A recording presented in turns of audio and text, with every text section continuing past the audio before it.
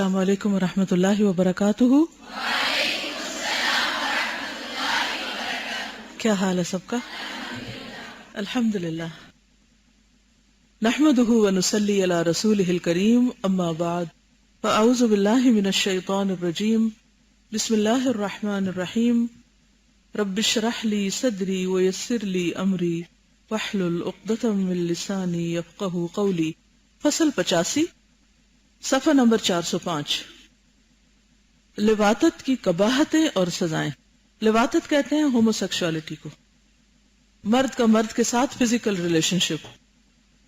لواطت کی خرابیاں بڑی خطرناک ہیں، اس لیے اس کی عقوبت اور سزا بھی یہاں اور آخرت میں دونوں جگہ خطرناک ہیں۔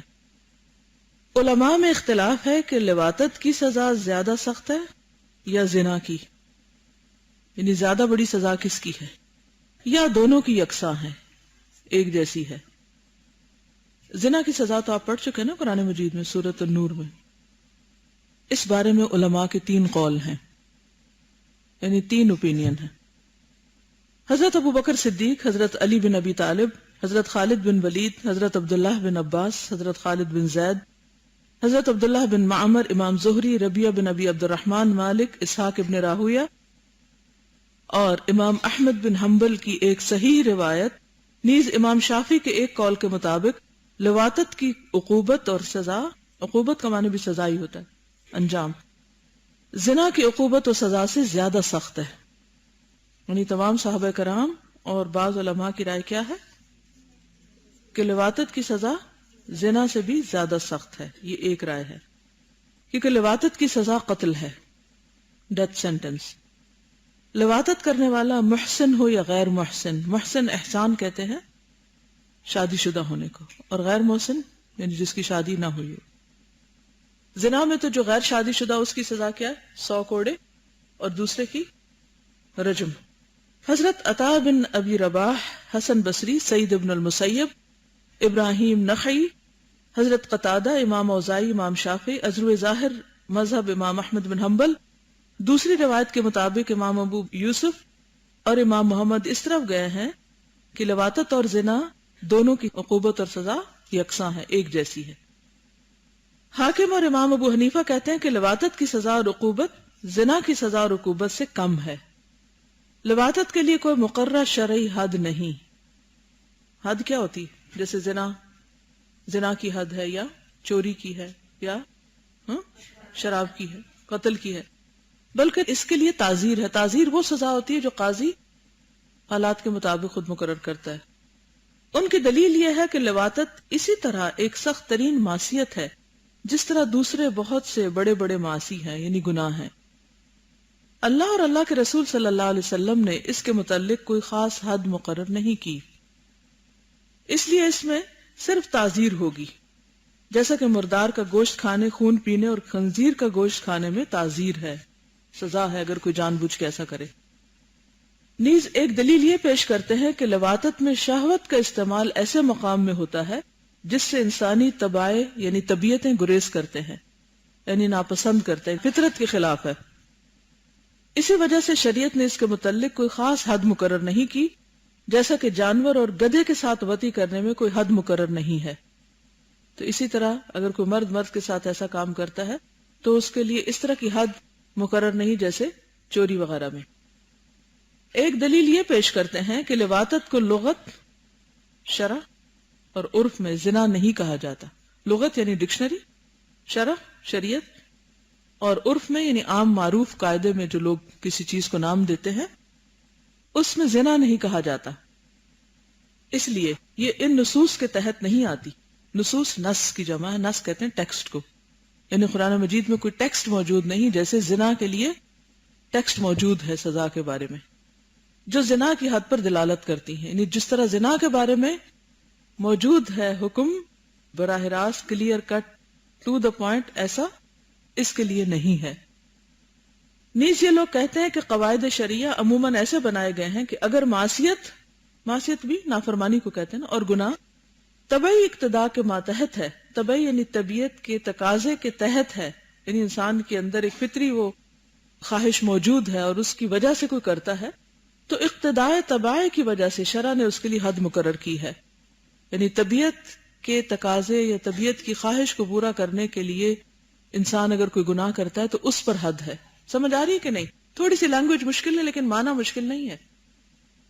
جیسا کہ زنا، چوری، شراب نوشی وغیرہ کے لیے حد مقرر کی گئی ہے، کیونکہ یہ معاصی اور گناہ مقتضیات طبائع سے سرزد ہوتے ہیں. کیسے؟ جیسے شراب کون پیتا ہے؟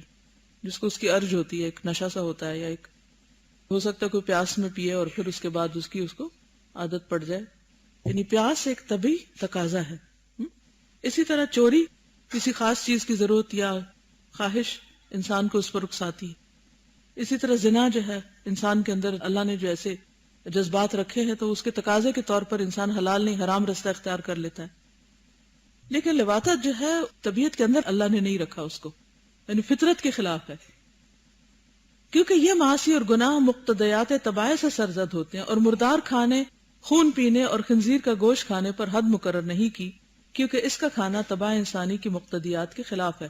یعنی کوئی بھی انسان خون نہیں پینا چاہتا یا مردار نہیں کھانا چاہتا، طبیعت اس سے نفرت کرتی ہے، انکار کرتی ہے. علماء یہ دلیل بھی پیش کرتے ہیں کہ لواطت کی حیثیت بیان ہی وہی ہے جو چوپائے اور مردے کے ساتھ وطی کرنے کی ہے. یہ امر بالکل واضح ہے کہ مرد کا مرد سے وطی کرنا، یعنی اس سے فزیکل ریلیشن شپ قائم کرنا، طبع انسانی کے سراسر خلاف ہے. اللہ تعالیٰ نے انسانی جبلت ہی کچھ ایسی بنائی ہے، جبلت کس کو کہتے ہیں؟ انسٹنکٹ، کہ ایک مرد دوسرے مرد سے وطی کرنے سے سخت نفرت کرتا ہے. جس طرح یہ امر طبع انسانی کے خلاف ہے کہ ایک مرد دوسرے مرد سے اس کا خواہش مند ہو اور وہ اس کے ساتھ وطی اور جماع کرے، بخلاف زنا کے کہ اس میں دونوں جانب سے داعیہ موجود ہوتا ہے. داعیہ کس کو کہتے ہیں؟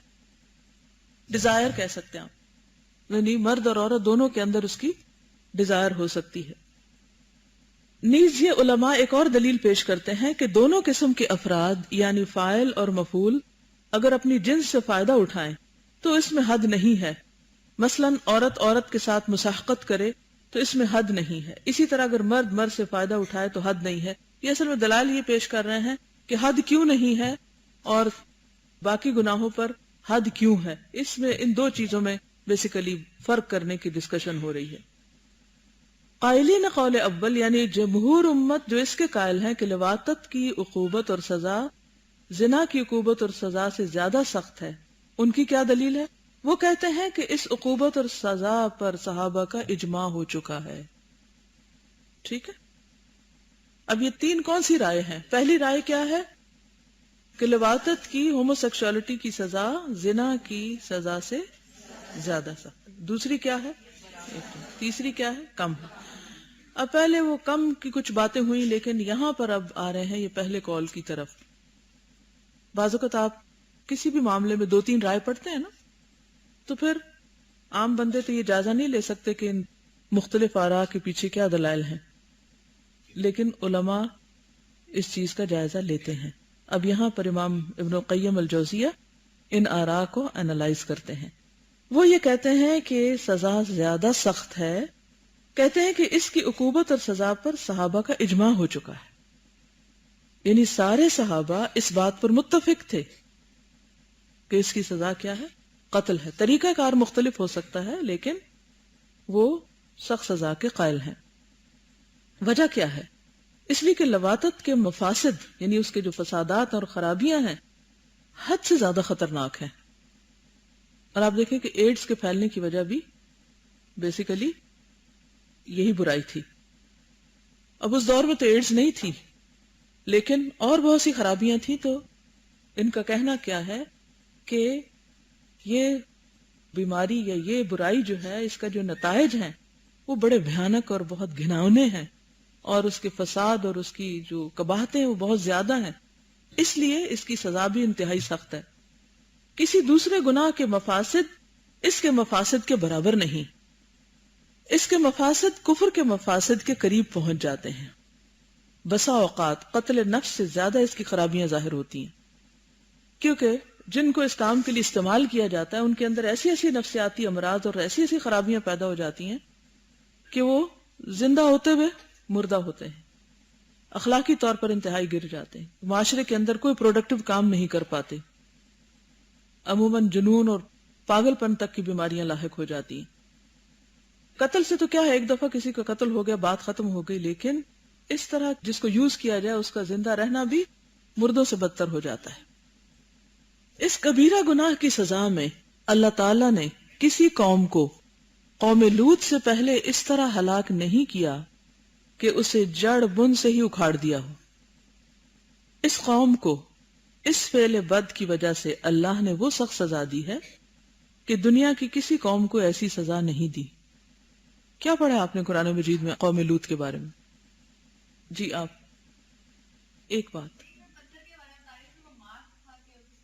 اوکے ہاں، دوسری اور کیا سزا ملی تھی ان کو؟ ان کی بستی کو زمین سے اکھیڑ کر، یہ جو انہوں نے کہا ہے نا کہ جڑ بن سے ہی اکھاڑ دیا. اب آپ خود سوچیں کہ کسی بھی بستی کے اندر کتنے گھر بنے ہوتے ہیں نا، اور جب ایک گھر بھی بنایا جاتا ہے تو کیا کیا جاتا ہے؟ جب گھر بنتے دیکھیں کتنی گہری گہری بنیادیں کھودتے ہیں، اور اگر بڑے بڑے پلازا بنانے ہیں تو وہ تو نیچے تک اترتے ہیں، جتنا اوپر جاتا ہے اتنا ہی اس کو نیچے تک کھودتے ہیں. ایسی خرابی میں مبتلا قوم کو جو سزا دی گئی وہ یہ کہ ان کے سارے گھروں کو جڑوں سے اکھاڑا گیا، پوری کی پوری بستی کو اوپر لے جایا گیا اور اوپر سے واپس پٹخا کے زمین پہ مارا گیا. کبھی آپ نے اگر دیکھا ہو یا سنا ہو یا پڑھا ہو کہ جو لوگ بلندی سے گر کے مرتے ہیں ان کا حال کیا ہوتا ہے. اور کیا ہوا تھا ان کے ساتھ؟ زلزلہ آیا تھا ان پر اور چیخ زمین کے اندر دھنسایا گیا تھا. جی ہاں، یعنی کہ ان کی بستیاں جب الٹائی گئیں تو وہ ظاہر ہے کہ جتنا اونچا ان کو لے جایا گیا اتنا زور سے جب پھینکا گیا تو جب یہ واپس پھینکے گئے تو یہ نہیں کہ زمین کے اوپر گرے، اندر ہی دھنستے چلے گئے. اتنا گہرا گیا کہ وہاں سے جو پانی تھا وہ ان کے اوپر چھا گیا، اندھے کر دیے گئے تھے. بہرحال جتنے عذاب دوسری قوموں کو آئے تھے وہ سارے ان کے اوپر جمع کر دیے گئے تھے. تو اس سے اندازہ ہوتا ہے کہ یہ برائی اور یہ خرابی کس بدترین درجے کی خرابی ہے. اسے ہلاک کرنے میں مختلف قسم کی عقوبتیں جمع کر دی گئیں. ان کی آبادی، ان کے مکان ان پر الٹ دیے گئے، انہیں زمین کے اندر دھنسا دیا گیا، آسمان سے ان پر پتھر برسائے گئے اور انہیں سنگسار کیا گیا، ان کی آنکھیں اندھی کر دی گئیں اور ہمیشہ کے لیے یہ عذاب ان پر لازم کر دیا گیا. اس قوم پر اللہ تعالیٰ کی خفگی سے ظاہر ہے کہ یہ جرم بہت سی خرابیوں کا موجب ہے. اتنا بڑا جرم کہ اس سے زمین کانپنے لگتی ہے، اتنا بڑا جرم کہ اس سے زمین کانپنے لگتی ہے. جس وقت زمین پر یہ گناہ ہوتا ہے زمین کے کنارے لرزنے لگتے ہیں، فرشتے یہاں سے بھاگ کر آسمان پہ چلے جاتے ہیں، زمین کے دور دراز گوشوں میں جا کر پناہ لیتے ہیں، کیونکہ عذاب الہی کی صورت میں یہ بھی اس کی زد میں آ جائیں گے. زمین بارگاہ خداوندی میں پکار اٹھتی ہے، پہاڑ لرز جاتے ہیں. تو فطرت کے خلاف جانا اتنا ناپسندیدہ اور بدترین ہے. کسی انسان کو قتل کر دیا جائے یہ اس کے ساتھ لواطت کرنے سے بہتر ہے. ناحق قتل کر دیے جانے سے وہ شہید ہوگا، لیکن اس کے ساتھ لواطت کرنے کے بعد اسے قتل کیا جائے تو نجات ممکن ہی نہیں. وہ آخرت کی فلاح اور نجات سے بھی محروم ہوگا. اس پر یہ استدلال پیش کیا جاتا ہے کہ قاتل کی حد مقتول کے ورثاء کے اختیار میں ہے، وہ چاہیں تو معاف کر سکتے ہیں، یعنی مقتول کا خون، اور اسے قصاص میں قتل ہونے سے بچا سکتے ہیں. لیکن لواطت میں تو حتمی طور پر حد جاری ہوگی، یعنی اسے قتل کر دیا جائے گا اور رہائی ممکن نہیں ہے، یعنی کوئی اس کو بچا نہیں سکتا. اس حد پر اصحاب رسول اللہ صلی اللہ علیہ وسلم کا اجماع ہو چکا ہے. صحیح اور صریح احادیث جن میں کوئی ایک حدیث دوسری حدیث کی معارض نہیں، یعنی اس کو کنٹراڈکٹ نہیں کرتی، معارض کا معنی ہوتا ہے ایک دوسرے کے اپوزٹ جانا، اس پر دلالت کرتی ہے. حضرت صلی اللہ علیہ وسلم کے صحابہ اور خلفائے راشدین نے ان احادیث پر عمل کیا. صحابہ اور خلفائے راشدین نے ان احادیث پر عمل کیا. حضرت خالد بن ولید سے ثابت ہے کہ عرب میں انہوں نے ایک شخص کو دیکھا جو عورتوں کی طرح مرد کے ساتھ شادی کرتا تھا. انہوں نے خلیفہ اسلام حضرت ابوبکر صدیق کو اس واقعے کی اطلاع دی. حضرت ابوبکر صدیق نے صحابہ کرام کو جمع کر کے اس کے بارے میں مشورہ کیا. حضرت علی بن ابی طالب نے سب سے زیادہ سخت رائے دی، فرمایا کہ دنیا میں صرف ایک ہی قوم اس جرم کی مرتکب ہوئی ہے، اور آپ جانتے ہیں کہ اللہ تعالیٰ نے اس کے ساتھ کیسا معاملہ کیا. میری رائے تو یہی ہے کہ اسے جلا دیا جائے. چنانچہ حضرت ابوبکر صدیق نے خالد بن ولید کو یہ لکھ بھیجا. حضرت خالد بن ولید نے اسے جلا دیا. اس بارے میں حضرت عبداللہ بن عباس نے یہ رائے دی ہے کہ ایسے آدمی کو آبادی میں جو سب سے بلند جگہ ہو وہاں لے جایا جائے، پھر سر کے بل نیچے پھینکا جائے. ایک جلانے کی سزا، دوسری اونچے لے جا کے سر کے بل لٹکا کے مارا جائے اور پتھر مار مار کر اسے ہلاک کر دیا جائے. آپ نے یہ حد اور سزا قوم لوط کی عقوبت اور سزا سے اخذ فرمائی، یعنی جو سزا اللہ تعالیٰ نے ان کو دی اس سے ملتی جلتی سزا کے اوپر سے نیچے پھینکا جائے.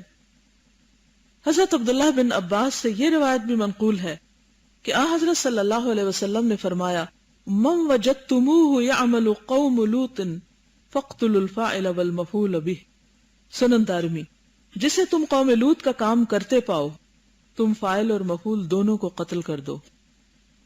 یہ روایت تمام اہل سنن نے روایت کی ہے. سنن اربعہ کی کتابیں جو نا، ابن حبان وغیرہ نے اس حدیث کو صحیح کہا ہے. امام احمد بن حنبل نے اسے قابل حجت تسلیم کیا ہے. اس حدیث کی اسناد بخاری کی شرائط کے مطابق ہے. لوگ لواطت کی سزا زنا کی سزا سے زیادہ سخت بتاتے ہیں، اور وہ یہ دلیل پیش کرتے ہیں کہ حضرت صلی اللہ علیہ وسلم نے فرمایا، لعن اللہ من عامل قوم لوط. مسند احمد. جو آدمی قوم لوط کا کام کرے اس پر اللہ تعالیٰ کی لعنت ہے. جو آدمی قوم لوط کا عمل کرے اس پر اللہ کی لعنت. ایک ہی حدیث میں یہ الفاظ 3 مرتبہ وارد ہوئے ہیں.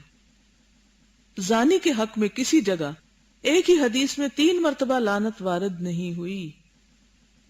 حدیث میں لوطی کے اوپر 3 دفعہ لعنت بھیجی گئی، لیکن زانی پر لعنت نہیں بھیجی گئی.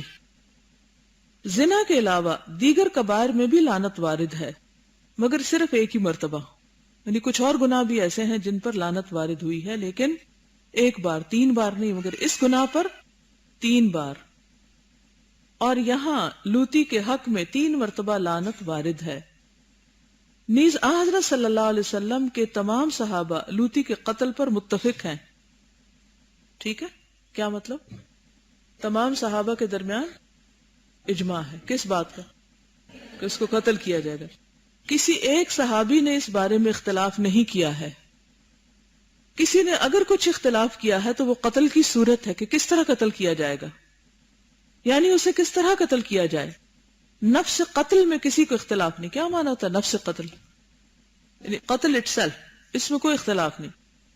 لوگ خامخواہ کہتے ہیں کہ مسئلہ اختلافی ہے. جو صحابہ کا اجماع ہے اختلافی کیوں کہہ رہے ہیں آپ؟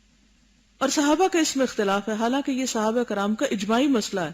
صرف صورت قتل میں اختلاف ہے تو اصل حکم میں تو اختلاف نہیں ہے. پھر کہتے ہیں کہ زنا اور لواطت کے بارے میں اللہ تعالیٰ نے جو مذمت کی ہے دونوں پر غور کیا جائے تو فرق واضح ہو جائے گا. زنا کے بارے میں ارشاد ہے، وَلَا تَقْرَبُوا الزِّنَا إِنَّهُ كَانَ فَاحِشَةً وَسَاءَ سَبِيلًا. اور تم زنا کے قریب مت جاؤ کہ یہ بے حیائی ہے اور برا راستہ ہے. اور لوطی کے متعلق ارشاد ہے، أَتَأْتُونَ الْفَاحِشَةَ مَا سَبَقَكُمْ بِهَا مِنْ أَحَدٍ مِنَ الْعَالَمِينَ. سورۃ الاعراف. کیا تم بے حیائی کا ارتکاب کرتے ہو، ایسا برا کہ دنیا جہان میں تم سے پہلے کسی نے نہیں کیا. زنا کے متعلق فاحشہ بصورت نکرہ وارد ہے. فاحشتن آیا ہے، نکرہ ال نہیں ہے، جس کے معنی یہ ہے کہ جس طرح اور فواحش ہے یہ بھی ایک فاحشہ ہے. نکرہ سے معنی میں کیا آتا ہے؟ ایک. لیکن لوطیوں کے متعلق الفاحشہ بصورت معرفہ وارد ہے، جس کے معنی یہ ہوتے ہیں کہ یہ فعل فوش کے پورے پورے معنی پر مشتمل اور جامع. الاستغراق کا ہوتا ہے نا، یعنی سب کچھ اس میں آ جاتا ہے. فحاشی کی سب چیزیں اس ایک فوش کے اندر داخل ہیں، جبکہ زنا فواحش میں سے ایک فاحشہ ہے اور لواطت الفاحشہ ہے. جیسے بک اور دا بک کا فرق ہے، جس کے معنی یہ ہوتے ہیں کہ یہ فعل فحش کے پورے پورے معنی پر مشتمل اور جامع ہے، یعنی تم لوگ سب کام کرتے ہو جن کا فحش ہونا تمام کے نزدیک مسلم ہے. یہ کام اس قدر ظاہر الفحش ہے کہ اس کے فحش ہونے کے ذکر کی بھی ضرورت نہیں. الفاحشہ سے دوسری جانب اشارہ بھی نہیں ہو سکتا. یہ اسم دوسرے مسمى کی طرف خیال بھی پیدا نہیں کر سکتا. یعنی اس سے مراد یہی ہے جو مراد ہے، کوئی اور چیز نہیں. کیونکہ نکرہ میں کوئی کا معنی بھی آتا ہے جس سے پھر بات میں فرق آ جاتا ہے. یعنی جیسے ذالک الکتاب ہے، تو اب جب الکتاب آپ کہتے ہیں تو اس سے مراد آپ کوئی بھی کتاب لے سکتے ہیں. ذالک الکتاب لا ریب فیہ، یہ کتاب اس میں کوئی شک نہیں، یعنی کوئی بھی کتاب اس میں کوئی شک نہیں. الکتاب سے کیا مراد ہے؟ وہی کتاب جو مراد ہے یہاں، اس کے علاوہ کوئی اور چیز مراد نہیں ہو سکتی. اس سے وہ چیز اسپیسیفک بھی ہو جاتی ہے اور اس پہ سٹریس بھی آ رہا ہے کہ یہی مراد ہے، کچھ اور نہیں. کہ انسان اس سے کوئی ایسا فائدہ اٹھا لے کہ اچھا شاید اس کے یہ معنی نکلتے ہیں، شاید وہ معنی نکلتے ہیں. No other meanings. یہی معنی ہے جو یہاں بیان ہوا ہے، جس کے بارے میں اتأتون الفاحشۃ ما سبقکم بہا من احد من العالمین. تو یہاں الفاحشہ سے مراد یہی لواطت والی الفاحشہ ہے. یہ بعین ہی اس قول کی نظیر اور مثال ہے جو فرعون نے حضرت موسیٰ علیہ السلام سے کہا تھا، وَفَعَلْتَ فَعْلَتَكَ الَّتِي فَعَلْتَ وَأَنْتَ مِنَ الْكَافِرِينَ. اور کیا تو نے وہ حرکت نہیں کی جو تو کر گزرا. یعنی وہی کام، اسی کی طرف اشارہ ہے. یعنی تم نے ایسا کام اور برا عمل کیا جس کی برائی بالکل واضح ہے. اس کی برائی سے ہر ایک واقف ہے. اس کے بعد اللہ تعالیٰ اس فعل کی برائی کو سخت انداز میں پیش کرتا ہے کہ یہ ایسا بدترین فعل ہے کہ تم سے پہلے کسی نے نہیں کیا. ما سبقكم بها من احد من العالمین. یہ کام دنیا جہان میں تم سے پہلے کسی نے نہیں کیا. اور ویسے بھی کسی بھی برائی کا آغاز کرنے والے اور زیادہ برے ہوتے ہیں. کیوں؟ کیونکہ اس کے بعد اس برائی کی ایک مثال قائم ہو جاتی ہے، اور بعد کے لوگ جتنا بھی وہ برا کام کرتے ہیں وہ شروع کرنے والے کے ذمہ جاتا ہے. جیسے قتل کے کیس میں. مزید فرمایا گیا ہے، انکم لتأتون الرجال. تم مردوں کے ساتھ برا کام کرتے ہو. یعنی ایسا برا کام ہے کہ اس کے سننے سے قلوب لرز جاتے ہیں اور کان پھٹ جاتے ہیں کہ مرد مرد کے ساتھ ایسا کام کرتا ہے. یہی وجہ ہے کہ اللہ تعالیٰ نے یہ تنبیہ فرما دی ہے کہ یہ کام ہرگز ہرگز کرنے کا نہیں ہے. یہ فعل محض شہوت رانی کی غرض سے کیا جاتا ہے. یعنی انسان اپنے نفس کا کتا بن جاتا ہے اور صرف اپنی خواہش سے مجبور ہو کے یہ غلط کام کرتا ہے. وہ ضرورتیں اس سے پوری نہیں ہوتی جو مرد اور عورت کے جوڑے سے وابستہ ہیں. مثلا مرد عورت کی طرف مائل ہوتا ہے اور اس سے اپنی حاجت پوری کرتا ہے. میاں بیوی میں محبت اور الفت کا وہ رشتہ قائم ہو جاتا ہے کہ عورت اپنے ماں باپ کو بھول جاتی ہے. اس سے نوع انسانی اشرف المخلوقات کا تحفظ اور اس کی بقا وابستہ ہے. عورت کی عفت و عصمت کی حفاظت ہوتی ہے. مساہرت یعنی سسرال کا وہ رشتہ قائم ہوتا ہے جو بعین ہی نسب کے رشتے کے برابر ہوتا ہے. اسی لیے اللہ تعالیٰ نے قرآن پاک میں نسبوں و صہرا کی بات کی ہے. مساہرت کا وہ رشتہ قائم ہوتا ہے جو بعین ہی نسب کے رشتے کے برابر ہے. یہ نکتہ ہم سب خواتین کو بہت اچھی طرح سمجھ لینا چاہیے. بہت سی بچیاں یہ پوچھتی ہیں کہ کیا ہمارے ساس سسر کا بھی ہم پہ وہی حق ہے جو اپنے ماں باپ کا ہے؟ یہ بات تو درست ہے کہ اپنے ماں باپ ہیں، خون کا رشتہ ہے، رحم کا رشتہ ہے. اور اللہ تعالیٰ نے اپنی عبادت کے بعد سب سے بڑھ کر جو نیک کام بتایا ہے کرنے کا وہ والدین کے ساتھ حسن سلوک ہے. لیکن نسب کے رشتے کے برابر جو سحر کا رشتہ قرار دیا ہے، تو اگر ہم اپنے ماں باپ کی طرح اپنے شوہر کے ماں باپ کو بھی عزت دیں اور ان کی بھی کیئر کریں اور ان کے بڑھاپے میں ان کی خدمت کریں تو یہ بھی اجر و ثواب میں کسی طرح کم نہیں. بعض اوقات ہمیں اپنے ماں باپ کی خدمت کا موقع نہیں ملتا تو اللہ تعالیٰ ساس سسر کی شکل میں ماں باپ دے دیتے ہیں. لیکن افسوس سے کہنا پڑتا ہے کہ عموماً ان کے ساتھ ستیلوں کا سا برتاؤ کیا جاتا ہے. اور یہ کہا جاتا ہے کہ اپنے ماں باپ کی خدمت کا حکم ملا ہے، ان کی خدمت کی تو ضرورت نہیں، تو یہ سوچ غلط ہے۔ ان کو بھی ویسی ہی عزت احترام دینا چاہیے جیسے اپنے ماں باپ، ان کے سامنے بھی اف نہیں کہنا چاہیے، ان کے بھی حقوق کا خیال رکھنا چاہیے، ان کی خدمت پر بھی اجر ہے۔ اسی طرح اپنے بہن بھائی اور شوہر کے بہن بھائی، یا صرف یہ عورت کے لیے نہیں، شوہر کے لیے بھی ایسا ہی ہے، مرد کے لیے بھی یہی ہے کہ وہ صرف اپنے ماں باپ کو ماں باپ نہ سمجھے، بیوی کے ماں باپ کو بھی ماں باپ کی طرح عزت اور احترام دے، اور اگر وہ کسی وقت کسی مدد کے محتاج ہیں تو وہ یہ سوچ کر کہ بیٹی کا گھر ہے یا بیٹی ہمیں کوئی مدد دے گی تو شاید ہمارے لیے درست نہیں، یعنی یہ بہت ہی معزز اور قابل احترام رشتے ہیں۔ اگر ہم اس نقطے کو سمجھ جائیں تو ہمارے بہت سے معاشرتی مسائل ختم ہو جائیں، اور ہمارے اگر ڈبل سٹینڈرڈ نہ ہو، اگر ہمارے اپنے ماں باپ ہمیں ڈانٹ بھی دیتے ہیں تو ہم بڑی خوشی سے سن لیتے ہیں، خوشی سے نہ بھی صحیح، جیسے بھی ہو، اگر وقتی طور پہ کوئی برا بھی لگے تو بھلا دیتے ہیں اور پھر واپس پلٹ کے اسی طرح محبت کرنے لگتے ہیں کہ ماں باپ ہیں۔ لیکن اگر ساس سسر کچھ کہہ دیں تو بار بار اس کا ذکر کرتے ہیں، اظہار کرتے ہیں اور اس کو بھولنے نہیں پاتے۔ آج کل جو ایک تکلیف دہ صورتحال نظر آتی ہے، اور ریسنٹلی بہت سے ایسے کیسز مجھے پرسنلی دیکھنے کو ملے کہ بالکل ینگ بچیوں میں ڈائیورس کا ریٹ بہت بڑھتا جا رہا ہے، بالکل ینگ کپلز میں، یا لڑکی پریگننٹ ہے تو ڈیورسڈ ہے، یا پھر ایک بچہ ہے تو ڈیورسڈ ہے، تکلیف دہ حد تک۔ وجہ کیا ہے؟ وجہ یہ کہ ہم نے انسانوں کے ساتھ رہنا نہیں سیکھا۔ کسی بھی انسان کے ساتھ آپ رہیں، آپ کو کسی نہ کسی قسم کا اختلاف، تکلیف، مشکل ضرور ہوگی، لیکن مشکلات سے راہ فرار کیا واقعی راہ نجات بھی ہے؟ نہیں، وہاں نہیں، آپ کہیں اور جائیں گے، وہاں بھی مشکلات ہوں گی، پھر آگے اور مشکلات ہوں گی۔ دنیا تو ہے ہی امتحان۔ کس نے کہا تھا کہ دنیا جنت ہے؟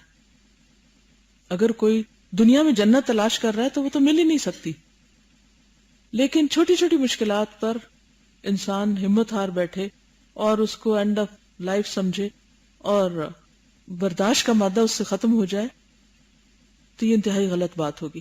یعنی قومی سطح پر بھی برداشت کا مادہ ختم ہے، اور انفرادی طور پر بھی، انڈیویجول لیول پر بھی، گھریلو سطح پر بھی، تو ٹالرنس ہر جگہ ضروری ہے، اور صبر کے ساتھ اور حکمت کے ساتھ۔ اگر بہن بھائی نے کچھ کہہ دیا تو ہم کہتے ہیں بہن بھائی ہیں، تو اس طرح اگر نند دیور نے کچھ کہہ دیا یا ان کے ساتھ جو معاملہ ہے، اگر اس کے اندر بھی تھوڑا سا دل بڑا کرنے کی ضرورت ہے اور تھوڑی سی سوچ میں وسعت لانے کی ضرورت ہے۔ ایک دفعہ اگر آپ ڈیسائیڈ کر لیں گے نا کہ میں نے ان کو اپنے نسب کے رشتے کی طرح ہی لینا ہے، تو آپ دیکھیں بہت سی مشکلات آسان ہو جائیں گی۔ اور اگر نہیں ہم ایکسپٹ کرتے ان رشتوں کو اور ان کو منفی طریقے سے ہی لیتے ہیں تو اپنے لیے مشکلات کھڑی کیے رکھتے ہیں۔ پھر کہتے ہیں کہ مساہرت کا وہ رشتہ قائم ہوتا ہے جو بعین ہی نسب کے رشتے کے برابر ہوتا ہے۔ عورتوں پر مردوں کی حکومت ہوتی ہے، عورتوں سے ہم بستری کر کے اللہ تعالیٰ کی محبوب ترین مخلوق پیدا کی جاتی ہے۔ انبیاء، اولیاء، اہل ایمان، دیندار، خدا پرست لوگ پیدا ہوتے ہیں۔ رسول اللہ صلی اللہ علیہ وسلم کی امت میں اضافہ ہوتا ہے، جس پر آپ دوسرے انبیاء کے مقابلے میں قیامت کے دن فخر کریں گے۔ یہ اور اس قسم کی بے شمار مصلحتیں عورتوں سے وابستہ ہیں۔ لوطی ان تمام مصلحتوں کے خلاف اقدام کرتا ہے۔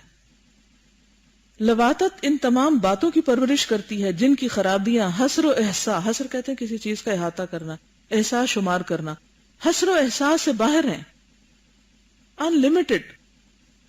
ان کی تفصیل خدا کے سوا کوئی نہیں جانتا۔ خود اللہ رب العزت کا ارشاد ہے کہ لوطی فطرت انسانی کے خلاف اقدام کرتا ہے، یعنی کام کرتا ہے۔ مرد کو جس فطرت پر پیدا کیا ہے اس کی خلاف ورزی کرتا ہے۔ فطرت یہ ہے کہ مرد عورتوں سے اپنی شہوت پوری کریں، نہ کہ مردوں سے، لیکن لوطی اس فطرت کے خلاف کام کرتا ہے۔ یہ فطرت، طبیعت اور جبلت کے سراسر خلاف اقدام کرتا ہے۔ یہی وجہ تھی کہ جس کی بنا پر قوم لوط کی آبادیوں کو اللہ تعالیٰ نے تہ و بالا کر کے رکھ دیا، اور تاکید فرمائی کہ یہ بے راہ روی اور زیادتی ہے، ایسے لوگ حد چھوڑ کر آگے بڑھتے ہیں۔ بل انتم قوم مسرفون، بلکہ تم لوگ بے راہ روی کرنے والے لوگ ہو۔ اس قسم کی تاکید یا اس کے قریب قریب زنا کے متعلق بھی وارد ہے۔ وَنَجَّيْنَاهُ مِنَ الْقَرْيَةِ الَّتِي كَانَتْ تَعْمَلُ الْخَبَائِثَ اور لوط علیہ السلام کو ہم نے اس بستی سے نجات دی جو ناپاک کام کرتی تھی، گندے کام کرتی تھی، خبائث خبیث سے۔ اس آیت میں بات دراصل عمل قوم لوط کی گئی ہے۔ اس سے مراد قوم لوط کا وہ خاص عمل ہے جس کی وجہ سے ان پر عذاب آیا۔ اس کے بعد اللہ تعالیٰ اس قوم کے دو مکروہ وصف بیان کر کے اس کی انتہا درجے کی قباحت کو واضح فرماتا ہے۔ إنهم كانوا قوم سوء فاسقين، واقعی وہ لوگ برے اور بدکار لوگ تھے۔ اپنے پیغمبر کی زبان سے یہ کہلواتا ہے، ہم اس بستی کے رہنے والوں کو ہلاک کرنے والے ہیں، یہاں کے باشندے یقیناً ظالم ہیں، یقیناً ظالم ہیں۔ لیکن آج کے دور میں آپ دیکھیے کہ لوگ یہ کہتے ہیں کہ یہ ایسی ڈیزیز ہے جو جینز میں ہوتی ہے اور لوگوں کا اس میں قصور نہیں، اور بہت سی ایسی تعویلیں پیش کر کے ایسے خبیث کام کرنے والوں کو کور کرتے ہیں، جبکہ یہاں پر مفسدین، ظالمین، فاسقین، تعمل الخبائث، قوم مسرفون، کیسے کیسے ٹائٹل سے ان کو نوازا کیا ہے، اور آج کتنی آسانی کے ساتھ اس برائی کو ہضم کیا جاتا ہے۔ غور کیجئے کہ یہ عقوبت اور سزا کسی اور گناہ کی بیان کی گئی ہے کہیں؟ یعنی کسی گناہ کی اتنی مذمت، ایسی مذمت کسی دوسرے گناہ کی نہیں کی گئی۔ حضرت ابراہیم علیہ السلام اس قوم کے بارے میں کچھ حجت پیش کرتے ہیں اور عذاب کے ٹل جانے کی بات کرتے ہیں تو فرشتے جواب دیتے ہیں، غرض جب ہمارا عذاب آ پہنچا تو ہم نے اس بستی کو زیر و زبر کر دیا۔ زیر ہوتی ہے نا حرف کے نیچے اور زبر ہوتی اوپر، تو نیچے والا اوپر اور اوپر والا نیچے آ گیا، اور کنکریلے پتھر ہم نے ان پر تہ برتہ برسائے۔ ان کی ہلاکت و بربادی کو اللہ تعالیٰ نے دنیا جہان کے لیے عبرت و یادگار بنا دیا اور پرہیزگاروں کے لیے موعظت اور نصیحت کا سامان مہیا کر دیا۔ اس میں سمجھنے والوں کے لیے نشانیاں ہیں، اور وہ بستی سیدھے راستے پر ہے، اس میں ایمانداروں کے لیے نشانیاں ہیں۔ حضرت جبریل علیہ السلام نے اس طبقے کو اس حالت میں اٹھایا کہ یہ لوگ بے خبر تھے۔ اب دیکھیے کہ اگر آپ اپنے کسی کام میں مشغول ہوں اور اتنے میں کوئی آ کے آپ کی کرسی بھی ہلا دے تو آپ خوف کا شکار ہو جاتے، کوئی اونچا بول ہی دے تو بھی آپ کانپنے لگتے، کافی دیر تک آپ کے حواس بحال نہیں ہوتے۔ کہاں یہ کہ جو جس حال میں تھا ویسے ہی اٹھا لیا گیا اور اوپر لے جا کر پٹخا دیا گیا۔ غرور اور تمرد کے نشے میں سوئے پڑے تھے، صبح ہوتے ہوتے یہ سب کے سب عذاب الہی کا شکار بن گئے اور کوئی چیز ان کے لیے نفع بخش ثابت نہ ہوئی۔ اب دیکھیں کہ بہت سے لوگ صبح کے وقت بہت غافل ہوتے ہیں، نماز پڑھنے میں سستی کرتے ہیں، دیر سے اٹھتے ہیں۔ رات کو سوتے وقت یہ سوچنا چاہیے کہ معلوم نہیں صبح اٹھیں گے یا نہیں، اور اٹھنے کا باقاعدہ انتظام کرنا چاہیے۔ جتنی بھی قوموں پہ عذاب آیا ہے وہ رات کے پچھلے پہر آیا ہے، کیونکہ وہ انتہائی غفلت کا وقت ہوتا ہے۔ جس کو ساری رات نیند نہ آئے وہ صبح کے وقت مزے سے سوتا ہے۔ یہ شیطان کا بہت بڑا وار ہوتا ہے۔ تو وہ بھی بے سد سوئے ہوئے تھے کہ اسی حال میں اٹھا لیے گئے اور پٹخا مارے گئے، کوئی چیز ان کے لیے نفع بخش ثابت نہ ہوئی۔ مآرب کانت فی الحیات لأہلہا عذابا فصارت فی الممات عذابا، وہ مقاصد جو ان کی زندگی میں ان کے لیے عذاب تھے، موت کے بعد بھی ان کے لیے عذاب ہی رہے۔ یعنی دنیا میں جس چیزوں سے لذت حاصل کرتے تھے وہی ان کے لیے مصیبت کا باعث بنی، اور موت کے بعد بھی ان کے لیے مسلسل عذاب کا باعث بنی رہیں گی۔ آج دیکھیے کہ بہت سے معاشروں میں یہی خرابیاں موجود ہیں، لیکن کتنے لوگ مسلمانوں میں یا دوسروں میں ایسے ہیں کہ جن کو اس خرابی کی یہ شدت معلوم ہو اور وہ اس برائی کو برائی سمجھتے ہوں۔ کس طرح انسان سوئے ہوئے ہیں، بے خبر ہیں، غافل ہیں، کون جگائے گا ان کو؟ افسوس، 100,000 افسوس، ساری لذتیں اور مسرتیں ختم ہو گئیں۔ یعنی اس قوم کی لذتیں، خواہشیں سب ختم ہو گئیں۔ وہ حسرتیں ساتھ لے گئے، شہوات اور خواہشات کی ساری رگیں ٹوٹ گئیں، کوئی کنیکشن باقی نہ رہا، اور وہ شقاوت اور بدبختی ورثے میں لے گئے، یعنی ہمیشہ ہمیشہ کے لیے ان کی ہو گئی۔ انہیں عیش و عشرت کی ساعتیں بہت کم ملی، کیونکہ جو چیز ختم ہو جائے وہ کم ہی ہوتی ہے۔ لیکن دائمی عذاب ساتھ لے گئے. انہوں نے پرخار چراگاہوں سے چارہ کھایا، یعنی کانٹوں بھری جگہوں سے کانٹے کھائے، اور دردناک عذاب اپنے سروں پہ لاد گئے. افسوس، شہوات اور خواہشات کے نشے نے ان کو افاقے کا موقع ہی نہیں دیا. ہوش آیا تو اس وقت جب ان کی آبادیاں دردناک عذاب میں دھر لی گئیں. غفلت نے انہیں ایسا بے خبر سلا دیا کہ ہلاکت و بربادی کے وقت جاگ ہی نہ سکے. آپ دیکھیں کہ جب کسی انسان کے اندر یا کسی قوم کے اندر ایسی خرابی ہوتی ہے اور وہ اس خرابی کے اندر ایک نشے میں دھت ہونے کی طرح ایک نشے کا شکار ہوتا ہے، تو وہ کبھی سوچ بھی نہیں سکتا کہ اس کا یہ گناہ یا اس کی یہ خرابی اس کے لیے دنیا اور آخرت میں مصیبت کا باعث بنے گی. ہوش کب آتی ہے؟ جب انسان مصیبت میں پڑ چکا ہوتا ہے، لیکن وہاں سے پھر نکلنے کا کوئی راستہ نہیں ہوتا.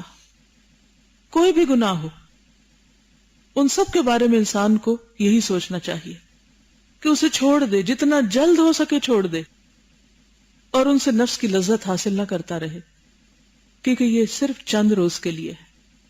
انجام بے حد بھیانک ہے. افسوس، وہ اس وقت بیدار اور نادم ہوئے کہ بیداری اور ندامت ان کے کام نہیں آ سکی. اب وہ اپنی بد کرداریوں اور بد اعمالیوں پر آنسو کے بدلے خون رونے لگے. اے کاش تم ان لوگوں کے حالات دیکھ لیتے کہ وہ کس طرح الٹ دیے گئے، تلے اوپر کر دیے گئے، اور اب ان کے منہ اور جسم سے آگ جھڑ رہی ہے. جیسے چنگاری ہوتی ہے نا، موٹی لکڑی کا تنا اگر آپ نے کبھی آگ میں جلتا دیکھا ہو تو اس کے بعد اس سے آگ جھڑتی ہے. اگر دو لکڑیاں آپس میں ٹکرائیں تو کیا ہوتا ہے؟ آگ جھڑتی ہے. تو قرآن مجید کے شروع میں یہ آگ کی جو ڈسکرپشن بتائی گئی ہے، وَاتَّقُوا النَّارَ الَّتِي وَقُودُهَا النَّاسُ، انسان خود لکڑیوں کی طرح آگ بھڑکانے کا ذریعہ بن جائیں گے. ان کے منہ اور جسم سے آگ جھڑ رہی ہے، جہنم کے پرخطر طبقوں میں جل رہے ہیں، لذیذ شراب کی بجائے گرم پیپ پی رہے ہیں، ان کے چہرے جھلس گئے ہیں، اور انہیں کہا جا رہا ہے کہ اپنے اعمال کا مزہ چکھو، اس میں داخل ہو اور صبر کرو یا نہ کرو، تمہارے لیے برابر ہے، تمہیں تمہارے کیے کی سزا دی جائے گی. اس کے بعد اللہ تعالیٰ اس قوم کے پیروں اور بد کرداروں کو سخت سے سخت وعید سے ڈراتا ہے. فرماتا ہے وَمَا هِيَ مِنَ الظَّالِمِينَ بِبَعِيدٍ، اور وہ مقہور آبادی ان ظالموں سے کچھ دور نہیں، یعنی اہل مکہ سے کچھ بہت بڑے فاصلے پر نہیں. عبرت کے لیے تم وہاں جا کر بھی دیکھ سکتے ہو. وَمَا هِيَ مِنَ الظَّالِمِينَ بِبَعِيدٍ. کیا سمجھ میں آیا؟ السلام علیکم.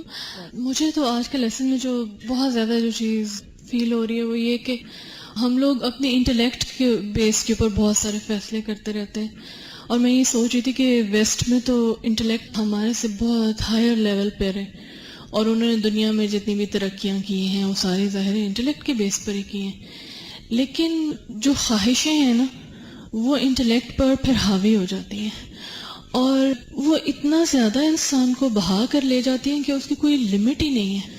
اب پہلے تو اپوزٹ سیکسز میں ان کے درمیان میں کوئی حجاب نہیں تھا، اور آئی تھنک کہ وہ لوگ اس کے اندر اتنا آگے نکل گئے کہ پھر اس میں ان کے لیے شاید جام نہیں رہا کہ پھر انہوں نے ایک اور راہ نکال لی ہے.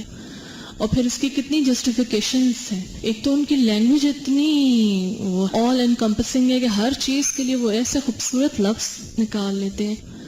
اس کے لیے بھی وہ لوگ بہت زیادہ اس چیز کو پروپیگیٹ کرتے ہیں کہ اس کو کنڈیم نہ کریں، اور ان کے لیے سمپتھیٹک ہوں، اور یہ ان کی نیڈ ہے، اور یہ بایولوجیکل ہے، اور یہ ہے اور وہ ہے. اور وہاں پہ جیسے جو ٹین ایجرز ہیں ان کو بہت ہی عجیب نظر سے دیکھا جاتا ہے اگر ان کے کوئی ریلیشن شپس نہ ہوں کسی اپوزٹ سیکس کے ممبر کے ساتھ. تو اگر کوئی شائع ہے لیٹ سے اور وہ صرف لڑکوں میں ہی رہتا ہے تو پھر وہ مجھے لگتا ہے کہ کیا وہ اس وجہ سے پھر اس چیز میں آ گئے اتنے زیادہ ہوموسیکشوئل. لیکن مجھے لگتا ہے کہ جیسے بہت ہیپس آف ربش ہے نا، جیسے ہمارے ملک میں جہاں جاؤ کیچڑ گند، ابھی جیسے اگر بارش ہوگی تو اس گند کا کیا حال ہوگا، اور اسمیل اور اسٹنکنگ قسم کے ربش. مجھے لگتا ہے کہ اخلاقی طور پر وہاں پہ ویسے کتنی کلینلینس ہے، لیکن اخلاقی طور پہ کتنا ربش اور کتنا اسٹنک ہے. اور اب اس کے اثرات ہمارے بھی ملکوں میں آ گئے، ایون مسلمانوں میں. کوئی جگہ اب اس کے افیکٹ سے خالی نہیں ہے. تو یہ کتنا امپورٹنٹ ہے اس چیز کی اصلیت کو سمجھنا. اس لیے بہت ضروری ہے نا کہ برائی کو برائی سمجھا جائے، کیونکہ اگر برائی کو آپ برا بھی نہیں کہتے تو وہ ایمان کا کون سا درجہ ہے؟ سب سے کم تر درجہ، یعنی کہ پھر تو ایمان باقی نہیں رہتا. جزاکم اللہ خیرا. سبحانک اللہم و بحمدک، نشہد ان لا الہ الا انت، نستغفرک و نتوب الیک. السلام علیکم و رحمۃ اللہ وبرکاتہ.